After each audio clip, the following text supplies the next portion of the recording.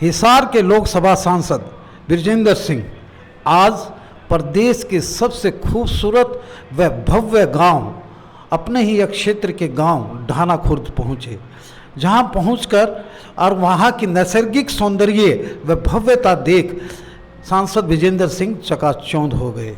समाज सेवी नरेश ढाने वाले व सभी ग्रामीणों ने उनका फूल मालाओं के साथ भव्य स्वागत किया और समाज सेवी नरेश यादव व ग्रामीणों ने गांव की छटा दिखाई। उन्होंने कहा कि गांव में एक ऐसी धर्मशाला, खूबसूरत स्कूल, खूबसूरत मंदिर, दिव्य मंदिर, एक बहुत तोरण द्वार और गांव की सड़कें, गलियां और तालाब बनाया गया है।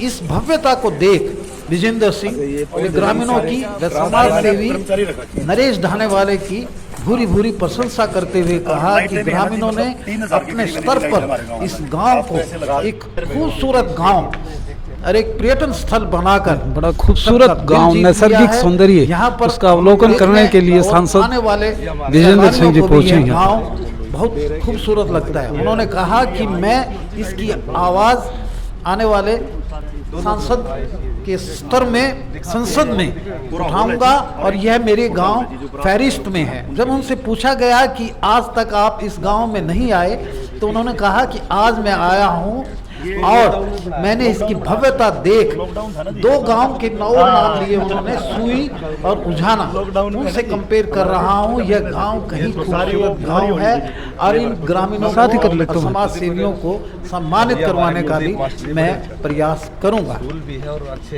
एजुकेटेड बंदे हैं। सर, दो बात कर ही लेते हैं आपसे। हाँ जी, बिल्कुल बिल्कुल। नमस्कार, मैं राजीव बंसल, आप देख रहे हैं हास्य की आवाज़। आज हम प्रदेश के सबसे खूबसूरत गांव ढाना खुर्द में पहुंचे हैं, जहां सांसद मेंबर पार्लियामेंट हिसार लोकसभा के सांसद बृजेंद्र सिंह जी भी पहुंचे हैं। और बृजेंद्र सिंह जी के बारे में बता दूं कि ये रहबर आजम सब छोटू राम जी के नाती हैं और बड़े सीजन्ड पॉलिटिशियन चौधरी वीरेंद्र सिंह जी के पुत्र हैं और इनके साथ बात करते हैं। सर, सबसे पहले तो मैं आपको सैल्यूट करता हूं कि ये कितने खूबसूरत गांव के अंदर, जहां एक पार्क में खड़े हैं, नरेश यादव जी आपको बता रहे थे कि पहली मर्तबा आप यहां पहुंचे हैं जी। इसकी सुंदरता की भनक आपके कानों तक नहीं पहुंची कि आज तक? नहीं, पहुंची थी जी। मेरे पास पहले मेरी मुलाकात हुई थी सुरजीत जी से और तब इन्होंने जिक्र किया था मेरे को, लेकिन देखने के बाद असली चीज़ दिखती है। मेरे को इतना उम्मीद नहीं थी कि इतना अच्छा बना रखा है। Visualise the actual things of this village. नहीं, मतलब है कि आदमी एक जब छवि गांव के हिसाब से खींचता है, वो इतनी अच्छी उभर के नहीं आती। नहीं आती। जो ये देखने में है। और ये जितना भी इलाका है यहाँ पे, चाहे पार्क है, तालाब है, इनकी चार दीवारियाँ हैं, फिर ये जो गांव के जो गेट बने हुए हैं, जी जी जी, मतलब शायद ही हरियाणा में कोई और गांव होगा जहाँ पे इतनी खूबसूरती होगी। बाकी मेरी तो शुभकामनाएं हैं सभी को, गांव वालों को। और एक मेरा मानना हमेशा से है कि ये चीज़ें बनने से ज़्यादा मुश्किल इनको मेंटेन करना होता है। तो और वो तभी हो पाएगा जब गांव के लोग इसको बिल्कुल अपना समझ के और इसकी मेंटेनेंस का ख्याल रखेंगे। तो इतनी खूबसूरत चीज़ है, क्योंकि ऐसा तो शहरों में भी देखने को मिलता है। सर, सिलसिलेवार मैं बता देता हूँ, हम जिस पार्क के अंदर खड़े हैं, ऐसे ऐसे 4 पार्क हैं इस गांव के अंदर। अगर तोरण द्वार देखेंगे, धौलपुर का पत्थर लगा हुआ है। एसी धर्मशाला है यहाँ पर। वेटनरी हॉस्पिटल का जीर्णोद्धार कर दिया गया। एक छोटी सी डिस्पेंसरी है, उसको वैसे स्टॉप गैप अरेंजमेंट में है। हॉस्पिटल की यहाँ बनने की तैयारी है, वो डिमोलिश करके बनवाना है, वो आप ही ने बनवाना है। और यहाँ पर एक तालाब सड़ा करता था, उसकी बाउंड्री करके उस गंदे पानी की निकासी करवा दी है। गाँव के अंदर सीवरेज लाइन की पाइप बिछवा दी गई है। नहीं, बिल्कुल। मेरे को जैसे नरेश जी ने बताया भी कि करीब 22 करोड़ के आसपास पैसा इस पे खर्च हुआ है, ये जितने भी आप खूबसूरत काम देख रहे हैं। और इसको देख के मेरे को एक दूसरा गांव जो ध्यान में आता है, वो बवानी खेड़ा में सुई जहाँ राष्ट्रपति जी आए थे। तो वही बात है कि कोई जब इनिशिएटिव ले और गांव को अपनी तरफ से देना चाहे, गांव के जीर्णोद्धार कह लीजिए, उसके सौंदर्यकरण के लिए कह लीजिए, तभी जाके इस तरह की इसको चीज़ आप बनती अपनी है। फहरिस्त में रख लीजिए, फहरिस्त पार्लियामेंट में है जी, बिल्कुल है तो। क्योंकि आपकी ना, आपकी ना, कॉन्स्टिट्यूंसी का ये खूबसूरत गाँव बिल्कुल है। बिल्कुल। ये सुई की सुई भी मेरी कॉन्स्टिट्यूंसी में है। सुई भी आपकी लोगों को गलत फहमी है कि वो भिवानी में है। लोकसभा हिसार है। तो सारे गांव ने खैर मकदम किया, आपका नहीं। स्वागत किया है, अभिनंदन किया है और इस्तकबाल किया है। तो आप गांव वासियों को और शहरवासियों को क्या संदेश देना चाहते हैं मीडिया के माध्यम से? नहीं जी, संदेश और आदमपुर भी आपकी नहीं जी, constituency में? संदेश तो देखिए, ये उदाहरण होते हैं इस तरह के गाँव। हाँ, ये एग्जाम्पल इलिस्ट्रेट किया है इन्होंने। क्योंकि इसमें एक और चीज़ भी है। जी, जी, गांव में जो ज़्यादातर जो आपको गंदगी दिखती है ना, वो आपसी खींचतान का एक बहुत बड़ा उसमें कारण होता है। अच्छा, अच्छा। मेरे घर के आगे से नाली नहीं जानी चाहिए, जाएगी तो उसका लेवल ये होगा, पीछे वाला ऊपर उठाएगा, अगले वाला उसको नीचे करेगा। तो इस टाइप की चीज़ें तभी बनती हैं जब गांव में आपस में सब में सामंजस्य हो क्रिएटिंग होती है। और तो ये उदाहरण है दूसरों के लिए कि ऐसा नहीं है कि सिर्फ सरकार ही कोई चीज़ बनाए तभी बन सकती है। गांव वाले यदि अपना इनिशिएटिव लें तो बहुत कुछ सुंदर बनाया जा सकता है। इसी तरह से मैं पिछले महीने नरवाना में एक गांव है उझाना, नरवाना वो भी बहुत खूबसूरत है और उसमें भी सारा का सारा जो प्रयास है वो गांव वालों का अपना है।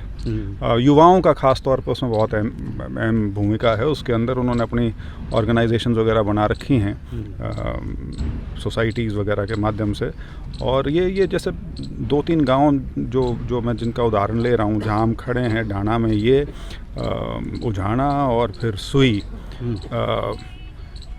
वो एक दूसरी बात है कि किसी गांव से कोई धनाढ्य सेठ निकल गया हो, हाँ, तो थोड़ा सा शायद उसका एडवांटेज रहता है। लेकिन जो मैं चीज़ कह रहा हूँ, अंततः गांव वाले जब तक साथ नहीं आते इस तरह की चीज़ बन नहीं सकती। हाँ। अभी तक सर गवर्नमेंट का ज़्यादा सहयोग नहीं रहा है। जिस तरह के काम हुए हैं गांव में, तो अभी कुछ काम पेंडिंग है, तो उसके लिए आप सरकार से किस एक हॉस्पिटल है, नहीं, वो सारी चीज़ तो जो भी हैं, आप ग्रांट सरकारी ग्रांट के बारे में मैं बात नहीं कर सकता। इलेक्शन चल रहे हैं, उसके बाद अदरवाइज बिल्कुल जो भी और मैं तो जहाँ भी जाता हूँ, खुद की ग्रांट तो मेरी थोड़ी सी होती है। लोगों को लगता है एमपी पता नहीं कितने पैसे ले रहा है, तो काम तो 99% जो है वो सरकारी माध्यम से ही होते हैं। 5 करोड़ की ग्रांट 450 गाँव आप समझ सकते हैं कि 1-1 लाख दो उसी में ख़त्म हो लेते हैं, तो वो नहीं है। लेकिन हाँ, बिल्कुल सरकार से जो भी जिस प्रकार की भी डिमांड होगी। और दूसरा, इस गांव में इनका रिप्रेजेंटेशन भी बहुत अच्छा रहा है। रिप्रेजेंटेशन, चाहे आपकी पंचायती राज संस्थाएं जितनी भी हैं, उनमें अच्छा रिप्रेजेंटेशन रहा है। सर, छोटू राम जी कहते थे और गांधी जी भी कहते थे कि असली भारत गांव में बसता है, ग्रामीण आंचल में बसता है। आप कितना इत्तेफाक करते हैं इससे? नहीं, इत्तेफाक तो क्या जी, जिस टाइम में वो लोग थे, वो उस संदर्भ की बात कर रहे थे। उस समय तो करीब 82 से 84% जो हिंदुस्तान था, हो सकता है उससे भी ज़्यादा, वो देहात में ही बसता था। लेकिन अब समय बहुत तेज़ी से बदल रहा है। जो शहरीकरण है उसकी जो स्पीड है, अर्बनाइजेशन की जो स्पीड है, वो बहुत तेज़ है। और कोई ये सोचता हो ये रिवर्स हो जाएगी या रुक जाएगी, वो नहीं होगा, वो नहीं होगा। तो जो लोग अपनी संस्कृति सहेज के रखना चाहते हैं या जो जुड़े हुए हैं, ग्रामीण अंचल की जो एक पवित्रता है उसको बनाए रखना चाहते हैं, उनको संघर्ष पूरा करना पड़ेगा। मैं तो इतना ही कहूँगा सर। अच्छा, थोड़ी सी पॉलिटिक्स की बात करें। आदमपुर में क्या चल रहा है साहब? चुनाव है, चुनाव, उपचुनाव है, बाई इलेक्शन 3 तारीख को। तो आपकी पार्टी का क्या? पार्टी जीती हुई है, मेरे है। को तो कोई उसमें शक शुबा है नहीं। पहले भी वही एमएलए थे, अब भी वही एमएलए बनेंगे। कांग्रेस की भी टीम चुनाव लड़ रही है क्या? नहीं, कांग्रेस तो लड़ रही है, अपना लड़ेगी, निकास सारा लड़ेगी। लेकिन ये भी दुर्भाग्य की बात है कि उनको आदमपुर से कोई कैंडिडेट तक नहीं मिलता। नरेश जी, साथ ही खड़े रहिएगा। 2 बात मैं आपसे कर ले सर, आप भी बने रहिएगा। आज एमपी साहब यहाँ पहुँचे हैं, कैसा लग रहा है आपको? बहुत अच्छा लग रहा है जी। एमपी साहब ने देखा कि इनकी कॉन्स्टिट्यूंसी का गांव है, और क्यों नहीं इनको भी खुशी होगी कि इनकी अपनी कॉन्स्टिट्यूंसी का इतना बेहतरीन गांव जो हरियाणा में नंबर 1 का रैंक लेके आगे है। और एमपी साहब आज आए हैं जब चुनाव के बाद एमपी साहब से मिलेंगे और हमारी जो भी डिमांड है एमपी साहब के सामने रखेंगे। तो बहुत पॉजिटिव थॉट के राजनेता हैं, यहाँ तो हाँ ही आया है, ना तो कभी है ही नहीं। नहीं सर, आपके लिए एक शेर अर्ज करता हूँ। ये हमारे मंडल के प्रधान सुरजीत एमपी साहब के बारे में कुछ बताना चाहता हूँ। बताओ। हमारे गांव के अंदर एमपी साहब ने मतलब एक बार हमारे गांव का एक बच्चा था, आपके माध्यम से मैं बताता हूँ, वो कनाडा में था और कनाडा में क्या हुआ, बच्चे को मेंटली डिस्टर्ब हो गया और हाइपर होने लग गया। एमपी साहब ने इतने प्रयास किए हमारे लिए, इन बिटवीन 1 मंथ, 1 मंथ के अंदर अंदर लॉकडाउन के दौरान, उस टाइम पे फ्लाइट भी नहीं थी, जहाज भी नहीं थे, बहुत मुश्किल थी। एमपी साहब ने पूरे प्रयास करके उस बच्चे को हमारे गांव में वापस पहुंचाया। डाउन टू अर्थ तो है। उसमें अच्छी चीज़ है कि वो बच्चा घर ठीक ठाक आ गया, क्योंकि उसको वहाँ दिक्कत हो गई थी, क्योंकि पैसे ख़त्म हो गए थे, तो वो मानसिक रूप से डिस्टर्ब हो गया। मुझे 2 शेर अर्ज करने पड़ेंगे सर आप। मतलब निकलते हैं। एक बस।